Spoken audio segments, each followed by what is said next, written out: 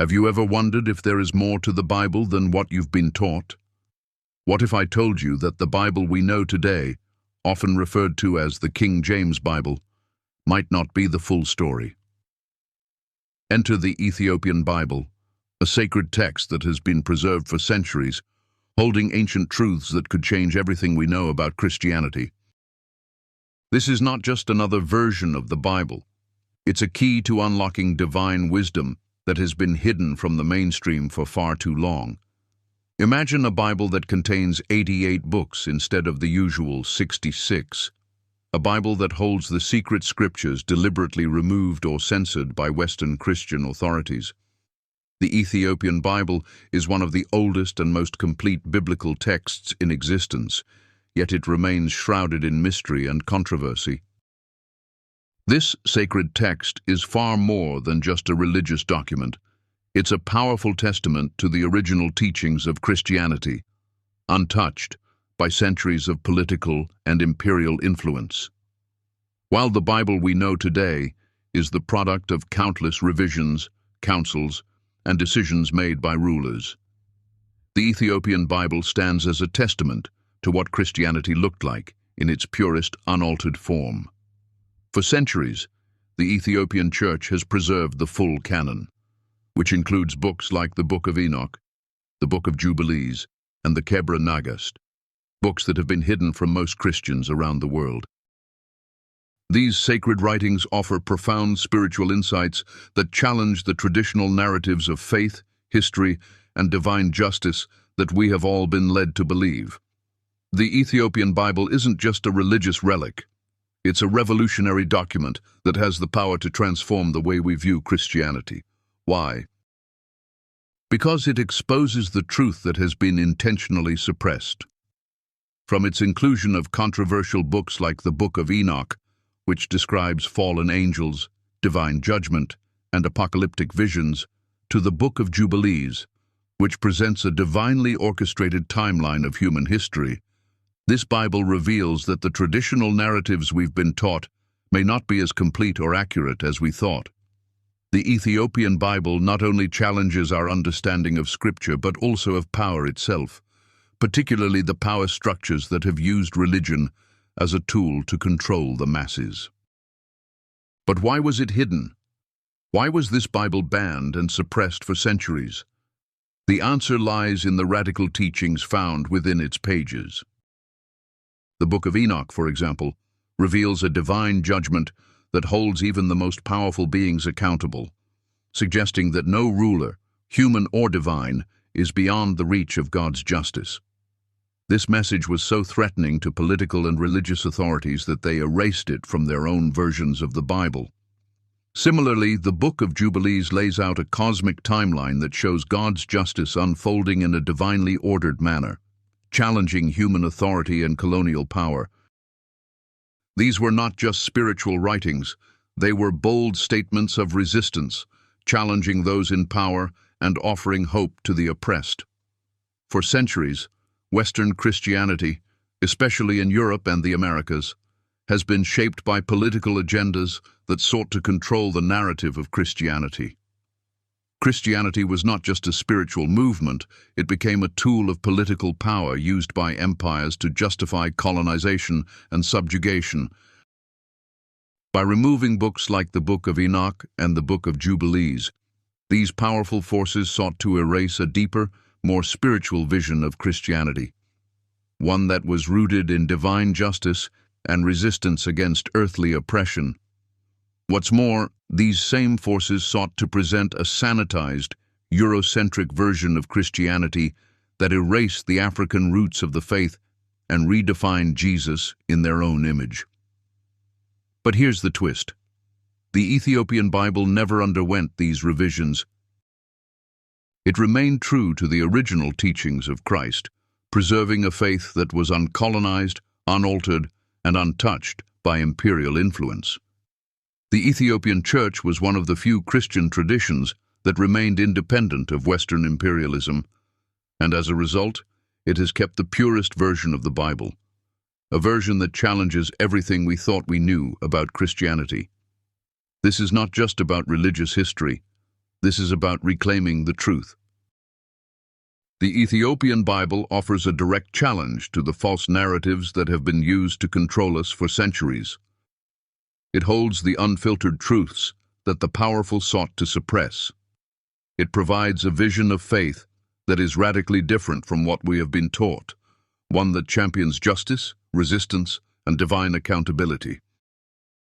This Bible is not merely a collection of ancient texts. It is a powerful weapon in the fight against spiritual manipulation and oppression.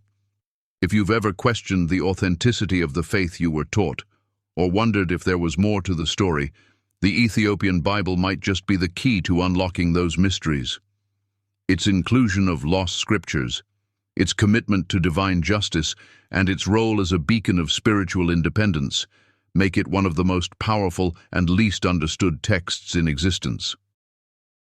The truth that the Ethiopian Bible holds could reshape your understanding of Christianity, revealing a faith that does not bow to earthly power, but instead calls for divine justice and ultimate redemption. Are you ready to uncover the hidden truths of the Bible? Join us on this incredible journey as we explore the Ethiopian Bible and reveal the powerful secrets it has held for centuries. You won't believe what you've been missing. In the long and winding journey of Christian history, there are many chapters that are often overlooked, hidden in the shadows of power struggles and political maneuvers. One of the most significant yet forgotten stories lies within the heart of the Ethiopian Bible, a sacred text that holds within it secrets of divine justice, resistance to earthly powers, and a profound message of spiritual independence.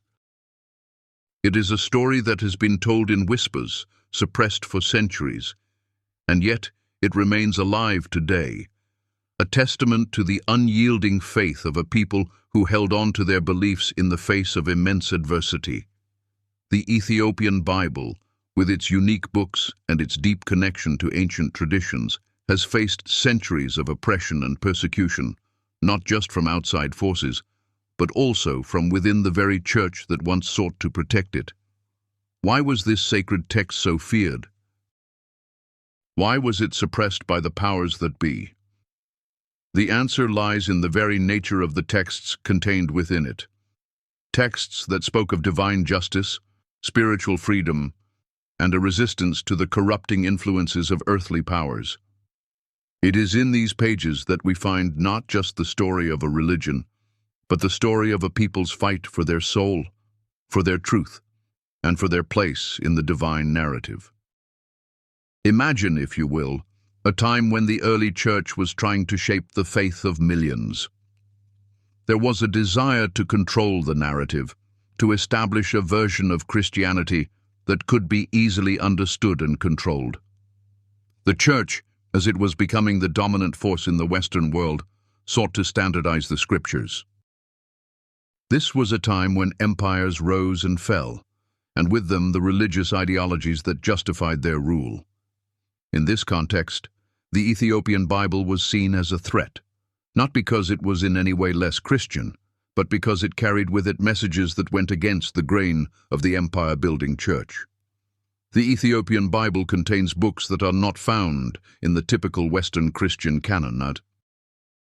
These books, the most famous of which are the Book of Enoch and the Book of Jubilees, hold within them stories of angels who defy God's will, divine judgment, and a history that unfolds not just according to human rulers, but according to a divine plan.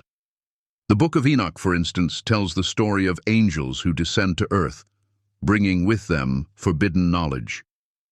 These angels, known as the Watchers, teach humanity things that were not meant to be known, secrets of the heavens, knowledge of magic, and the mysteries of creation. These teachings lead to great corruption, violence, and the birth of the Nephilim, a race of giants who wreak havoc upon the earth. The story culminates in God's judgment upon these angels, casting them into the abyss, and a reminder that even the heavenly hosts are not beyond his justice. For the church of the time, these teachings were dangerous. They were too raw, too radical. The idea that angels, created beings, could rebel against God was a direct challenge to the idea of a perfect, unchanging divine order. More than that, it suggested that even the most powerful beings in the universe were subject to God's will. This was a concept that threatened the power of earthly authorities, who saw themselves as God's appointed rulers, untouchable and beyond reproach. The Book of Enoch stripped away the illusion of divine favor bestowed upon earthly kings and emperors, revealing that all, even angels, were subject to God's judgment. And then there is the Book of Jubilees, a book that reshapes the way we understand history. It presents the idea that history is not a series of random events shaped by the decisions of earthly rulers, but rather it is a divinely orchestrated plan that unfolds over time. The Book of Jubilees teaches that the entire course of human history is working toward a purpose, a divine purpose, that cannot be altered by human will. This was not just a theological stance. It was a direct challenge to the political powers that claimed authority over history. It suggested that earthly rulers were not the ultimate arbiters of fate. No matter how powerful they may be, they were just instruments in God's grand design. For the rulers of the time, this was a dangerous message. It was a message that said, in no uncertain terms, that their power was not absolute. It said that they were not the ultimate authority, and that there was a higher power at work, one that could not be controlled or manipulated. This was a message that threatened to undo centuries of political and religious control. The Church, as it grew in power, was not interested in messages that undermined its authority. It was not interested in a Christianity that suggested divine justice was not something that could be wielded by earthly kings or priests. No, the Church wanted to maintain control, to keep the narrative in its hands, to decide who was worthy of God's grace and who was not. The Ethiopian Bible, with its radical ideas about divine justice, was a challenge to that control. And so it was pushed to the margins, its books dismissed as heretical or unworthy of being included in the canon. But what makes the Ethiopian Bible so special is that it survived. It survived in a land that had long resisted foreign domination, a land that had long kept its faith intact, despite the overwhelming forces of colonialism and imperialism. The Ethiopian Orthodox Church, with its unique traditions and deep connection to the ancient roots of Christianity, never abandoned these sacred texts. In a time when much of Africa was being colonized and Christianized by European powers, Ethiopia stood as a symbol of resistance, spiritual independence, and resilience. The Ethiopian Bible, with its inclusion of the Book of Enoch, the Book of Jubilees, and other apocryphal works, became a powerful symbol of defiance. It was not just a religious text, it was a statement of identity. It was a declaration that the Ethiopian people would not be subsumed by foreign powers, that their spiritual heritage would remain intact, no matter the forces that sought to destroy it. In the face of colonial powers who sought to impose their version of Christianity, the Ethiopian Bible remained steadfast, a beacon of spiritual freedom. It was a constant reminder that true faith cannot be controlled by earthly authorities, that God's will is not subject to the whims of empires or kings. The Ethiopian Bible, in its preservation of these ancient texts, offered a Christianity that was closer to its original form, a Christianity that was not shaped by the political ambitions of the West, but by the will of God.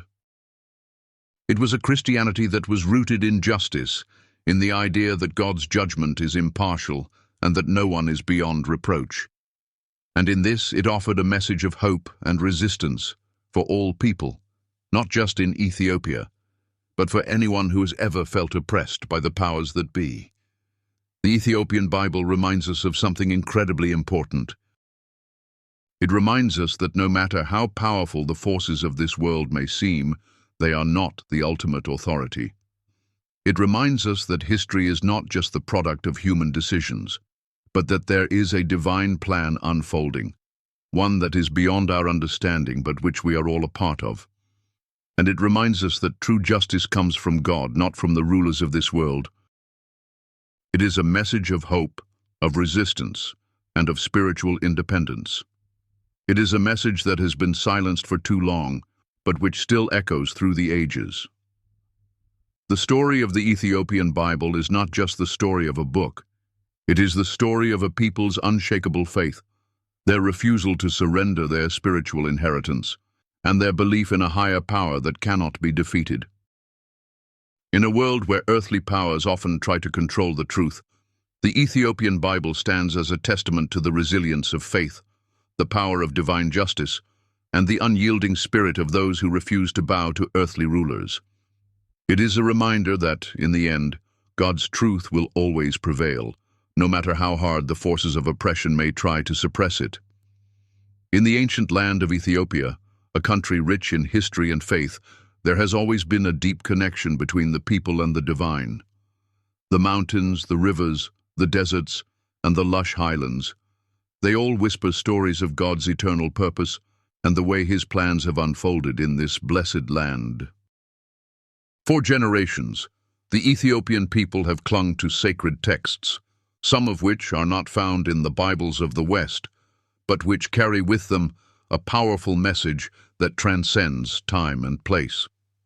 These texts, known only to those who treasure them deeply, include the Book of Enoch, the Book of Jubilees, and the Kebra Nagast, each of which tells a story of divine power, justice, and resistance to oppression.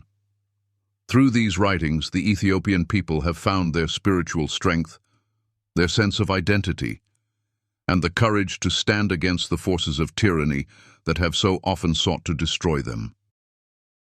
In the pages of these books, there is a tale not just of faith, but of defiance, of a nation that refuses to be silenced, even when all the world seems against it. It is a story of a people who understand that no matter how long the night may seem, the dawn of God's justice will always come. The Book of Enoch is one of the most mysterious and profound texts in the Ethiopian Bible. It speaks of angels, beings of unimaginable beauty and power, who fell from grace.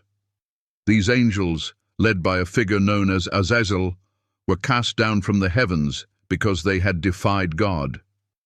They came to earth and took human wives, and through these unions they gave birth to giants, monstrous beings who spread terror across the land. The story of the fallen angels is one of rebellion, of pride, and of the consequences that come when divine law is broken. But the Book of Enoch is not just a story of wickedness. It is also a vision of ultimate justice. For even though these angels had corrupted the earth with their presence, and their giants had caused untold suffering, there is a promise in Enoch's pages that God's judgment would come. The world may have seemed hopeless, the evil so overwhelming, but in the end, the justice of God would prevail. The fallen angels would be bound and cast into the deepest abyss, and the giants would be destroyed. The righteous, those who had remained faithful to God, would be rewarded, and all the wickedness would be wiped away. For the Ethiopian people, the Book of Enoch speaks not just of celestial beings, but of the reality of life on earth. For them, it is a reminder that no matter how great the powers that seem to rule over them, whether earthly kings or celestial forces, the justice of God will eventually put all things right. The Book of Enoch is not just a tale from long ago. It is a call to stand firm in the face of evil, knowing that even the mightiest of powers will fall before the judgment of the Almighty. It is a story that resonates deeply with a nation that has seen its fair share of suffering, from invasions and occupations to internal strife and corruption. But through it all, the Ethiopian people have held fast to the belief that God's justice will never be thwarted, and that just as He did with the fallen angels, He will bring down all those who oppress His people. Then there is the Book of Jubilees, a book that paints history in a way that few others do. It tells the story of the world from its creation, but it does so through the lens of Jubilees, cycles of 49 years, each one marked by a divine plan that unfolds with perfect precision. In the Book of Jubilees, History is not a series of random events, but a grand, organized tapestry, each thread woven by God's hand. Everything that happens in the world, from the creation of Adam and Eve to the time of Moses, is part of this divine plan. Nothing is left to chance, and nothing happens outside of God's will. The Book of Jubilees emphasizes the importance of law and covenant, and it is a powerful reminder that God's justice is not just a future promise, it is something that unfolds in the here and now, even if we cannot always see it. The book speaks of the cycles of time, of how God allows certain things to unfold, even allowing injustice to take root for a time, but always with the knowledge that in the end, He will bring justice to those who have been wronged. For the Ethiopian people, the Book of Jubilees is a source of hope. It is a reminder that no matter how long it may take, God's plan will come to fruition. It may not always be on their terms or in their time, but the promise is that in the end, God will make things right. This message has been especially meaningful to the people of Ethiopia, who have faced centuries of suffering, from colonization to internal struggles and wars. Yet they have held firm to the belief that God's justice will come. The Book of Jubilees teaches them to have patience and to trust in God's timing, even when the world seems to be falling apart around them. It assures them that no injustice, no matter how deeply rooted in history, will go unpunished. The God they serve is a God of perfect justice, and He will not forget His promises. And then, perhaps the most cherished of all the Ethiopian texts is the Kebra Nagast, a book that tells the glorious story of the Queen of Sheba and King Solomon. This tale is not merely one of romance or royalty. It is the story of a divine destiny fulfilled, a destiny that placed Ethiopia at the center of God's plan for the world. According to the Kebra Nagast, the Queen of Sheba, drawn by the wisdom of Solomon, traveled to Jerusalem to meet him. In their union they bore a son, Menelik, who would become the first emperor of Ethiopia. From this moment, the Ethiopian royal line was born, and the divine favor of God was bestowed upon the nation. The Kebra Nagast declares that Ethiopia is not just any nation. It is the chosen land of God, a land that has been set apart to preserve and protect the true faith. For the Ethiopian people, this is not just a myth or a legend. It is a truth that has shaped their identity for centuries. They are a people chosen by God to carry His light into the world, to stand firm in the face of all who would seek to extinguish it. In the face of colonialism, when foreign powers sought to strip Ethiopia of its independence and force its people to abandon their faith, the Kebra Nagast was a powerful symbol of resistance. It reminded them that they were a nation set apart, a nation that had a special role to play in God's plan. They could not be conquered by the forces of darkness, for they were a people chosen to bear witness to the light of Christ. The Kebra Nagast not only tells the story of Ethiopia's royal bloodline, but also declares that the nation has been chosen to preserve and protect the Christian faith. This message was a rallying cry for the Ethiopian people, especially in times of war and invasion. It gave them strength to resist, knowing that they were not fighting merely for their survival, but for the fulfillment of a divine promise. These sacred texts, the Book of Enoch, the Book of Jubilees, and the Kebra Nagast, are more than just religious writings. They are declarations of resistance, of defiance against the powers that seek to oppress and destroy. They remind the Ethiopian people and all who read them that there is no power on earth or in heaven that can stand against the justice of God. These books tell the story of a people who have suffered, who have struggled, and who have resisted, always holding fast to the belief that in the end, God will make things right. In their pages, there is a message of hope for all who are oppressed, a message that no matter how long the night may seem, God's justice will always come, and those who are faithful to Him will be rewarded. These books are not just part of a distant past. They are a living testament to the strength and resilience of a people who know that no matter what forces come against them, they are never alone. God is with them, and his justice will always prevail.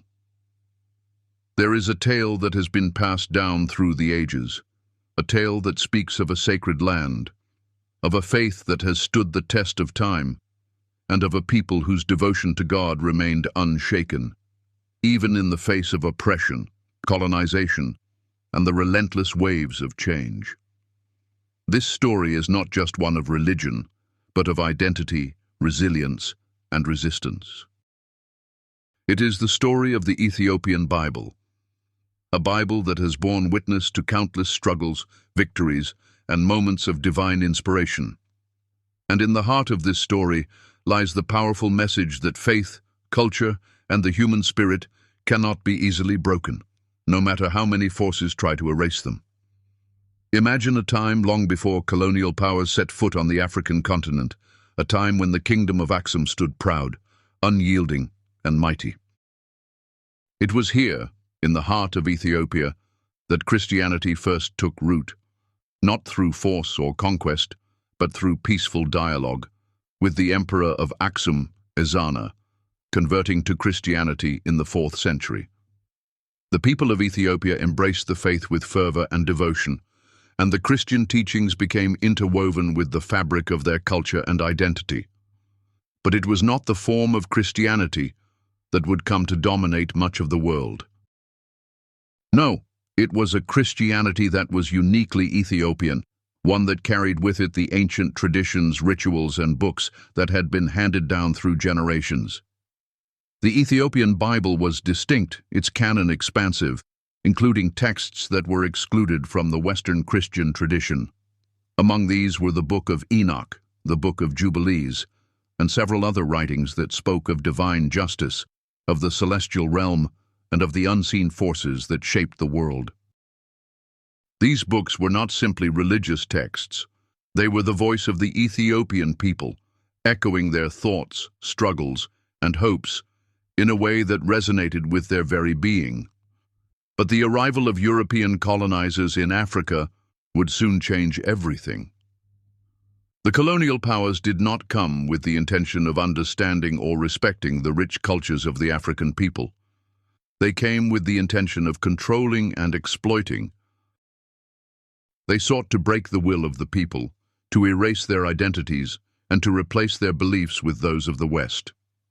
In this new world, the Ethiopian Bible stood as a silent symbol of resistance, one that the colonizers could not easily ignore.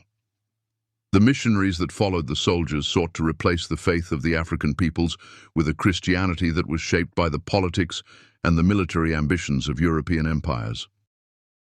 This was not a faith that valued diversity or celebrated the unique spiritual traditions of different cultures.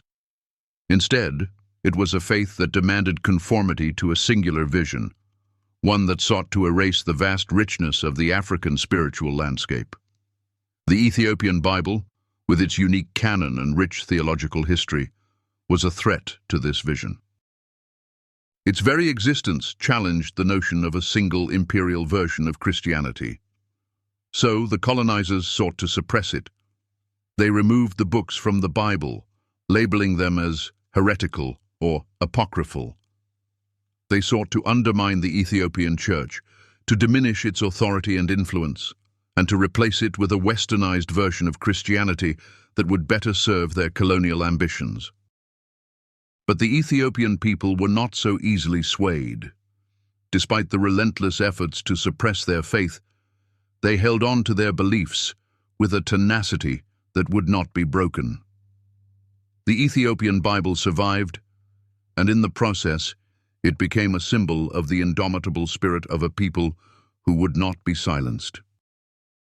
For centuries, the Ethiopian Church stood as a beacon of resistance. It remained steadfast in the face of adversity, holding on to its sacred texts and traditions, even when the world around it seemed determined to destroy them. And in the diaspora, where Ethiopians and Africans from all over the continent had been scattered, the Ethiopian Bible became a source of strength and solace. It became a connection to a lost heritage, a way to reclaim a sense of identity that had been stolen by the forces of slavery, colonization, and oppression. There, in the hearts of those who carried the spirit of Africa in their souls, the Ethiopian Bible was not just a relic of the past, it was a living, breathing testament to the resilience of the African people. It was a reminder that, no matter how many times the forces of oppression tried to crush them, they would rise again. The Ethiopian Bible carries with it the echoes of countless voices crying out for justice, for truth, for a world that reflects the righteousness of God. It speaks of the importance of standing firm in the face of tyranny and of seeking justice for the oppressed. In the Book of Enoch, we read of the fallen angels who corrupted humanity, but we also read of the promise of divine justice, of the day when the righteous will be vindicated and the wicked will be judged. For those who have suffered under the weight of injustice, these words offer a glimmer of hope, a reminder that God sees the suffering of His people and that He will bring about a reckoning. In the story of the Ethiopian Bible, there is a lesson for all of us, a lesson about the power of faith, the importance of holding on to our beliefs, and the strength that comes from knowing who we are. The Ethiopian Bible is not just a collection of sacred texts. It is a living witness to the struggles of a people who refuse to be erased. It is a beacon of light in the darkness, a reminder that even in the most difficult of circumstances, faith can endure. For the Ethiopian people, the Bible has always been more than just a book. It is a symbol of their connection to the divine, to their ancestors, and to each other. It is a source of strength, inspiration, and guidance, and it continues to provide hope to those who seek justice in a world that often seems unjust. And as we reflect on the story of the Ethiopian Bible, we are reminded that faith is not something that can be easily taken away.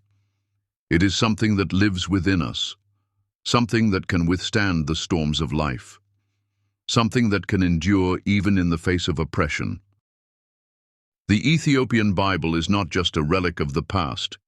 It is a living, breathing testament to the resilience of the human spirit, to the power of faith, and to the unshakable will of a people who refuse to be silenced. The story of the Ethiopian Bible is a story of survival, of resistance, and of the triumph of the human spirit over the forces of destruction. It is a reminder that faith, culture, and identity are not easily erased, and that no matter how powerful the forces of oppression may seem, they cannot extinguish the light of truth. And so, as we stand in awe of the enduring power of the Ethiopian Bible, we are reminded that we too have the power to stand firm in the face of adversity, to seek justice in the face of injustice, and to always remember that the light of truth will never be extinguished. The story of the Ethiopian Bible is not just a story of a book. It is a story of a people who refuse to be erased, of a faith that refused to be silenced, and of a light that continues to shine brightly even in the darkest of times. And it is a story that will continue to inspire generations to come. In a time long ago, before the world became so divided, there was a man who walked among us, his presence filling the earth with light and love. His name was Jesus. But there was something about his presence that transcended just his words or miracles. He was not just a man of flesh and bone, but someone whose very essence carried the promise of unity, healing, and salvation. His life and teachings broke down barriers, challenged norms, and changed the course of history. However, as time went on, something began to happen to the image of this man. Slowly, the world began to reshape who he was, not based on the truth of his life, but based on the needs and desires of those who held the power. The story of Jesus Christ, that story that should have brought all people together, began to be altered to fit the image of those who had power and influence. In the Western world, during the times of European empires, a subtle but deliberate transformation of the image of Jesus took place. No longer was he portrayed as a man of the Middle Eastern region. No longer did he reflect the lives of the people who lived in the lands where he was born and died. Instead, he began to take on the features of those who were in power, those who ruled the lands of Europe. His skin became lighter, his features became more European, and the message of a humble, inclusive Savior became entangled with the aspirations of empire.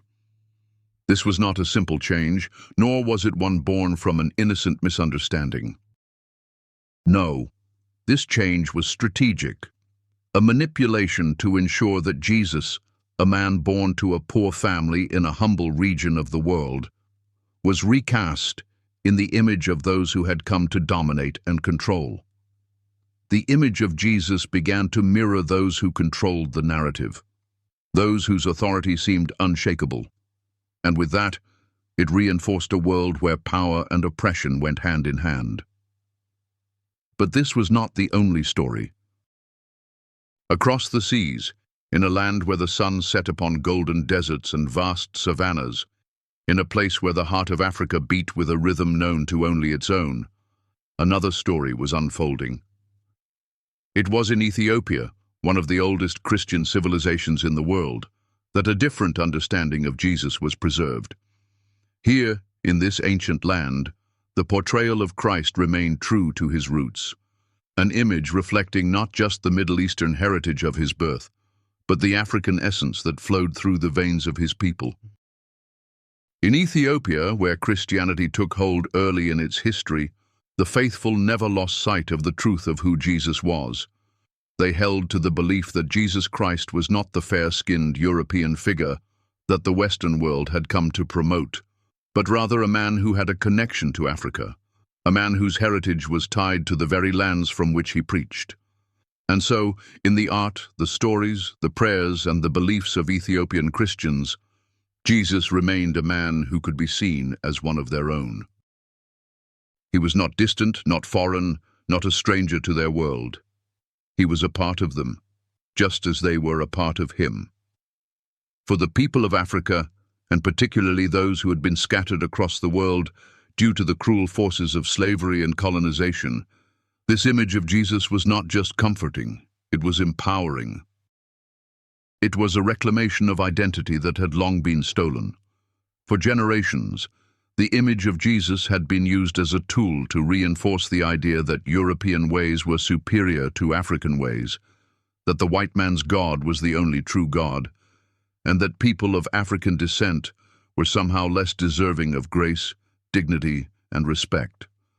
When Jesus was portrayed as a white man, it reinforced the painful narrative that people of color were inferior, and that Christianity, a faith based on love and acceptance, had been twisted into a weapon of domination. Yet in Ethiopia, where the true image of Jesus had been preserved, African Christians found a connection to their faith that was authentic, not shaped by the hands of those who sought to subjugate them. They saw in Jesus not just a savior but a brother, a fellow traveler in a world that often treated them as less than human. And this was powerful.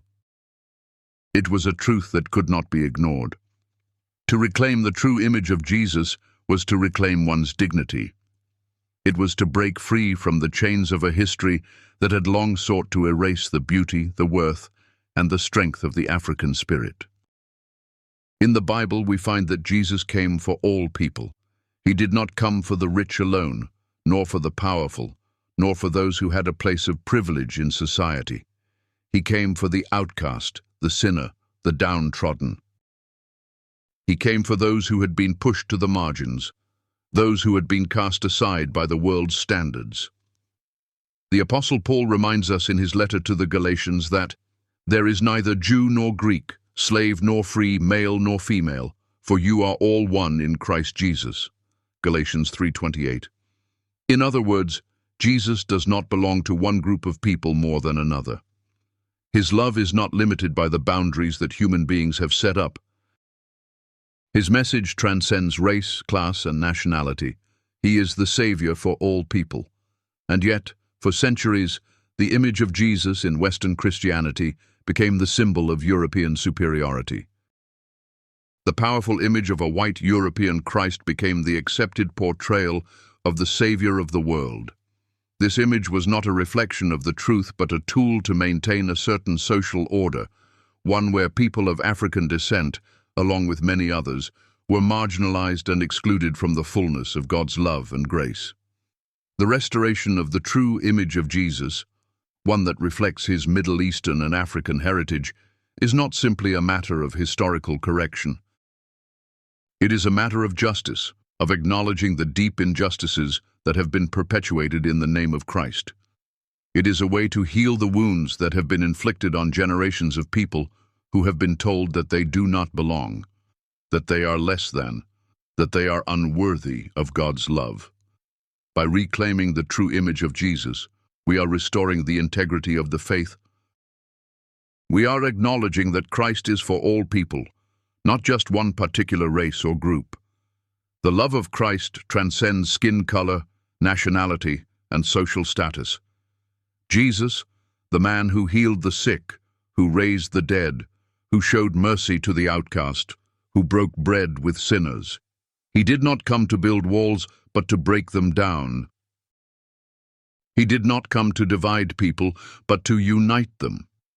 He did not come to uphold the status quo, but to overturn it. The image of Jesus should reflect this radical inclusivity. He should not be a symbol of exclusion, but one of hope, healing, and transformation. By restoring the true image of Jesus, we embrace the fullness of who he was, and in doing so, we embrace the fullness of the humanity he came to save. In the act of restoring the truth about Jesus' image, we also restore the dignity and honor of those who have long been oppressed. We show that they too are children of God, deserving of love, respect, and recognition. This is not just a spiritual matter. It is a matter of justice and reconciliation. It is a matter of healing the deep wounds of history and restoring the truth that has been hidden for far too long. The true image of Jesus is one of love, not division, one of justice, not oppression, one of unity, not exclusion. This is the image that should fill our hearts and minds, and this is the image that will lead us to a world where all people are truly seen, truly valued, and truly loved. As we come to the end of this journey through the mysterious and powerful Ethiopian Bible, it's impossible not to reflect on the profound revelations we've uncovered. We've peeled back the layers of history, theology, and spirituality, discovering that the truth of Christianity is far more complex and powerful than we've been taught. The Ethiopian Bible is not just an ancient text, it's a living testament to a deeper, unaltered version of faith that challenges everything we thought we knew about God, justice, and humanity's place in the divine narrative. For centuries, the Ethiopian Church has held on to a Bible that includes 88 books, not just 66, preserving sacred scriptures that were deemed too radical, too dangerous, and too controversial by the religious and political powers of the Western world. These are not simply ancient texts. They are statements of resistance, statements of empowerment, and statements of divine truth that have stood the test of time. The Ethiopian Bible, with its rich history and unwavering faith, holds within its pages stories that were deliberately erased from mainstream Christian teachings, and in doing so, it offers us a unique, untarnished lens through which to view not only our faith, but the very nature of the world we live in. Let's think about the Book of Enoch, for example. For centuries it was dismissed, hidden away, and forgotten by many. But within its words lie deep spiritual truths that speak to the heart of divine justice and accountability. The Book of Enoch is not just about angels and visions. It's about the very nature of divine power, the cosmic order that governs the universe, and the ultimate judgment of all beings, human or divine. It's a powerful reminder that no one, no matter how high or mighty they may be, is beyond the reach of God's justice. And for those in positions of power, political, religious, or otherwise, that message is both unsettling and revolutionary.